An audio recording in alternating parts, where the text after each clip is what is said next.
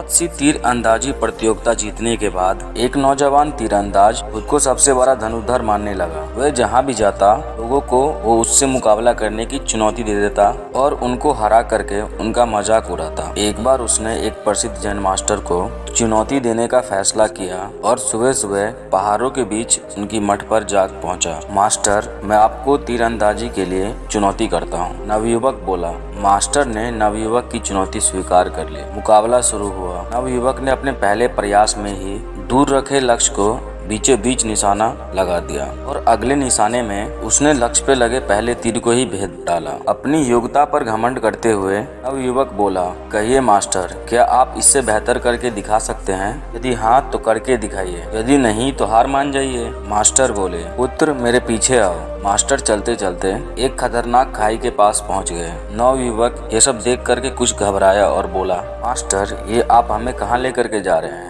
Master बोले, घबराओ मत पुत्र, लगभग हम पहुंच ही गए, बस हमें इस जर्जर पुल के बीचों बीच जाना है। नवयुवक ने देखा कि दो पहाड़ियों को जोड़ते हुए किसी व्यक्ति ने लकड़ी के काम चलाऊ पुल का निर्माण किया हुआ था और मास्टर उसी पर जाने की बात कह रहे थे। मास्टर पुल के बीचों बीच पहुंचे और कमान से तीर निकाला और दूर एक पेड़ के तने पर सटीक निशाना लगाया। निशाना लगा करके मास्टर बोले, आओ पुत्र, तुम भी अब उसी पेड़ पर निशाना लगा करके अपनी दक्षता सिद्ध करो। नवयुवक डरते डरते आगे बढ़ा और बेहद कठिनाई के साथ पुल के बीचों बीच पहुंचा और किसी तरह कमान से तीर निकालकर निशाना लगाया, पर निशाना लक्ष्य के आसपास भी नहीं लगा। नवयुवक निराश हो गया और अपनी हार स्वीकार कर ली। तब मास्टर बोले, तुमने तो तीर धनुष पर नियंत्रण हासिल कर लिया, पर तुम्हारा उस मन पर अभी भी नियंत्रण नहीं है। किसी भी परिस्थिति में लक्ष्य को भेदने के लिए आवश्यक जरूरी है। पुत्र, इस बात को हमेशा ध्यान में रखो कि जब तक मनुष्य के अंदर सीखने की जिज्ञासा है तब तक उसके ज्ञान में वृद्धि होती है, लेकिन जब उसके अंदर